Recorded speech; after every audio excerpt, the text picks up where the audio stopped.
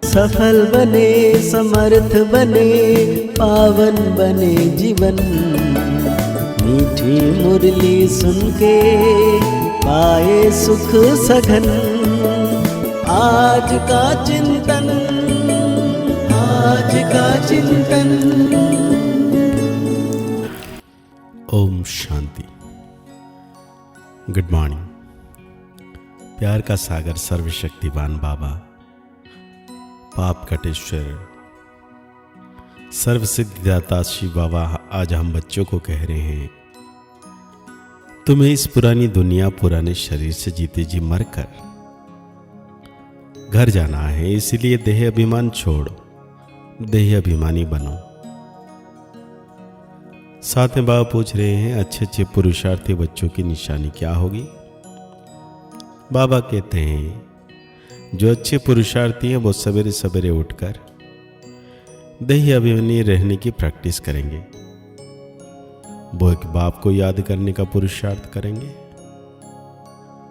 उन्हें लक्ष्य रहता है कि कोई देहधारी याद ना आए, निरंतर बाप और 84 के चक्र की याद रहे। ओह सौभाग्य कहेंगे। बाबा कहते हैं, अभी तुम बच्चे जीते जी मरे हुए हो। कैसे मरे हो? देह के अभिमान छोड़ दिया तो बाकी क्या रही? आत्मा। शरीर तो खत्म हो जाता है, आत्मा नहीं मरती है। बाप कहते हैं, जीते जी अपने को आत्मा समझो और परमपिता परमात्मा के साथ योग लगाने से आत्मा पवित्र हो जाएगी। जब तक आत्मा बिल्कुल पवित्र नहीं बनी है, तब तक पवित्र शरीर मिल ना सके। आत्मा पवित्र बन गई तो फिर यह पुरानी शरीर आप ही छूट जाएगा। जैसे सर्फ की खल ऑटोमेटिकल छूट जाती है, उनसे ममत्व मिट जाता है। वो जानता है हमको नई खाल मिलती है, पुरानी उतर जाएगी। हर एक को अपनी मन बुद्धि तो होता है ना। अभी तुम बच्चे समझते हो हम जीते जी इस पुरानी दुनिया से, पुरानी शरीर से मर चुके हैं। बाबा कहते हैं, पहले पहले तो ये पक्का याद करना है, हम आत्मा है, शरीर नहीं। आत्मा कहती है, बाबा हम आपके हो चुके हैं। अब आत्मा को फरमान मिला हुआ है कि मुझ बाप को याद करो तो तुम तमो प्रधान से सतो प्रधान बन जाएंगे। यह याद का अभ्यास पक्का चाहिए। आत्मा कहती है, बाबा आप आए हैं तो हम आपके ही बनेंगे। आत्मा मेल है ना कि फीमेल। हमेशा कहते हैं हम भाई भाई हैं, ऐसे थोड़ी कहते हैं हम सब सिस्टर्स हैं, सब बच्चे हैं। सब बच्चों को वर्षा मिलना है। अगर अपने को बच्ची कहेंगे तो वर्षा कैसे मिलेगा? आत्माएं सब भाई भाई हैं। बाप सबको कहते हैं, रूहानी बच्चों मुझे याद करो। आत्मा कितनी छोटी है, यह है बहुत महीन समझने की बात। बच्चों को याद ठहरती नहीं है। सन्यासी लोग दृष्टांत देते हैं, मैं भैंस हूं, भैंस हूं, ऐसे कहने से फिर भैंस बन जाते हैं। अब वास्तव में भैंस कोई बनते थोड़ी है। बाप तो कहते हैं, अपने को आत्मा समझो। यह आत्मा और परमात्मा का ज्ञान तो कोई को है नहीं, इसलिए ऐसी ऐसी बातें कह देते हैं। अब तुमको दही अभिमानी बनना है। हम आत्मा है, यह पुराना शरीर छोड़ हमको जाए नया लेना है। मनुष्य मुख से कहते भी हैं कि आत्मा स्टार है, भ्रुकुटी के बीच में रहती है। फिर कह देते हैं अंगूठे मिसल। अब सितारा कहां, अंगूठा कहां? और फिर मिट्टी के सालिग्राम बेड बनाते हैं। इतनी बड़ी आत्मा तो है नहीं सकती। मनुष्य देह अभिमान है, तो बनाते भी मोटे रूप में हैं। यह तो बड़ी सूक्ष्म महीनता की बातें हैं। भक्ति भी मनुष्य एकांत में बैठ कोठी में बैठ करते हैं। तुमको तो गृहस्थ व्यवहार में धंधे आदि में रहते हुए बुद्धि में यह पक्का करना है, हम आत्मा है। बाप कहते हैं मैं तुम्हारा बाप हूं, इतनी छोटी बिंदी हूं। ऐसे नहीं कि मैं बड़ा हूं, मेरे में सारा ज्ञान है। आत्मा और परमात्मा दोनों एक ही जैसे ही है, सिर्फ उनको सुप्रीम कहा जाता है।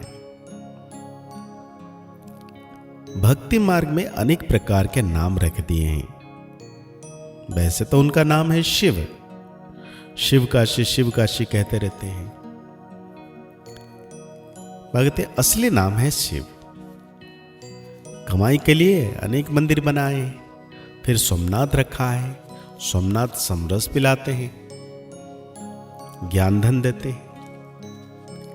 फिर जब पुजारी बनते हैं तो कितना खर्च करते हैं उनके मंदिर बनाने पर, क्योंकि समरस दिया है ना। सोमनाथ के साथ सोमनाथिनी भी होगी। यथा राजा रानी तथा प्रजा। जब सोमनाथनी है, तुम सोनी दुनिया में जाते हो, वहां सोने की ईंट होती है, नहीं तो दीवारें आदि कैसे बने। बहुत सोना होता है, इसलिए उसको सोने की दुनिया कहा जाता है। यह है लोहे पत्थर की दुनिया। स्वर्ग का नाम सुनकर ही मुख में पानी आ जाता है। विष्णु के दो रूप लक्ष्मी नारायण अलग अलग बनेंगे ना, तुम विष्णुपुरी के मालिक बनते हो। तो बाबा कहते हैं निरंतर स्मृति रहे, जो बाप हमको विश्व का मालिक बनाते हैं, हम उसे याद करते हैं। बाप की याद और 84 जन्म के चक्र की याद रहे तो ओह सौभाग्य। औरों को भी सुनाना है। बहनों और भाइयों, अब कलयुग पूरा हो, सतयुग आता है। बाप आए हैं सतयुग के लिए, राजयुग सिखला रहे हैं। कलयुग के बाद सतयुग आना ही है। एक बाप के सिवाय और कोई को याद नहीं करना है। वानप्रस्थी जो होते हैं वो सन्यासियों का जाए संग करते हैं। वानप्रस्थ वहां वाणी का काम नहीं है, आत्मा शांत रहती है। लीन तो हो नहीं सकती, ड्रामा से कोई भी एक्टर निकल नहीं सकता। यह भी बाप ने समझाया है।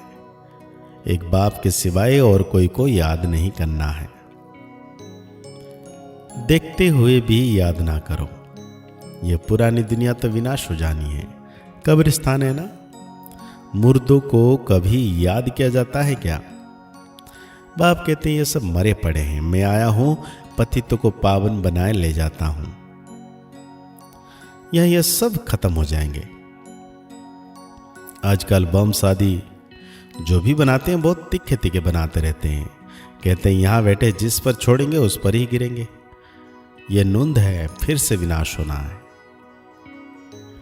भगवान आते हैं नई दुनिया के लिए, राजयोग सिखला रहे हैं।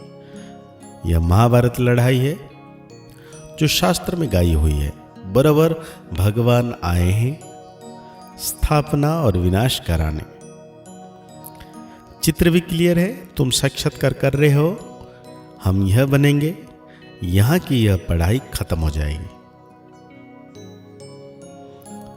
वहां तो वरिष्ठ डॉक्टर आदि की दरकार नहीं होती। तुम तो यहां का वर्षा ले जाते हो। तो बाबा कहते हैं इस रथ को भी कर्म भोग होता है ना।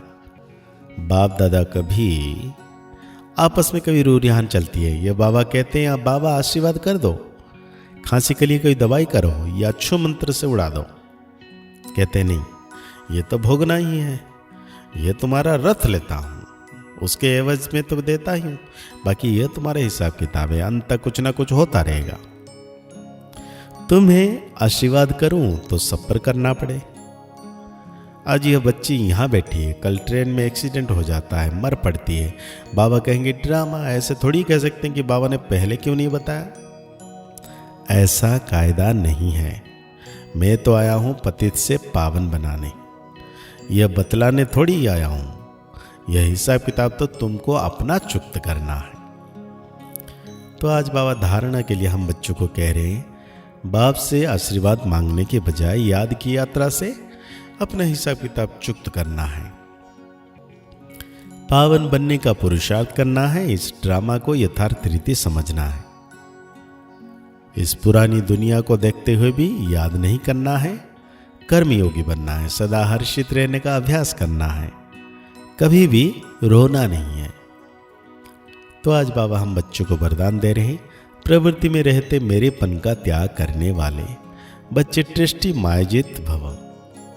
जैसे गंदगी में कीड़े पैदा होते हैं, वैसे ही जब मेरापन आता है तो माया का जन्म होता है। मायजित बनने का सहज तरीका है, स्वयं को सदा ट्रस्टी समझो। ब्रह्मा कुमार माने ट्रस्टी, तो माया आएगी और ट्रस्टी समझेंगे तो माया भाग जाएगी। इसीलिए न्यारे होकर फिर प्रवृत्ति के कार्य में आओ तो माया प्रूफ होंगे। आज बाबा स्लोगन दे रहे हैं, जहां अभिमान होता है वहां अपमान की फीलिंग्स जरूर होती है। अब एक इशारे में बाबा कह रहे हैं, आपके आंतरिक स्वच्छता, सत्यता, उठने बैठने में, बोलने में, सेवा करने में लोगों को अनुभव हो, तब परमात्मा प्रत्यक्षता के निमित्त बन सकेंगे। इसके लिए पवित्रता की शम्मा दो जलती रहे सदा, जरा भी हलचल में ना आए। जितना पवित्रता की शम्मा अचल होगी उतना सहज सभी बाप को पहचान सकेंगे। तो आज की मुरली के अनुसार सो मान लेंगे, मैं मायाजित आत्मा हूं। मुरली को और गहरी रीति से चिंतन करते हुए निरंतर मीठे बाबा की याद में रहना है कि सर्वशक्तिवान बाबा सदा मेरे साथ हैं। मुस्कुराते रहिए, आगे बढ़ते रहिए, पुरुषार्थ करते रहिए, खुश रहें, स्वस्थ रहें, मस्त रहें। ओम शांति, ओम शांति, ओम शांति।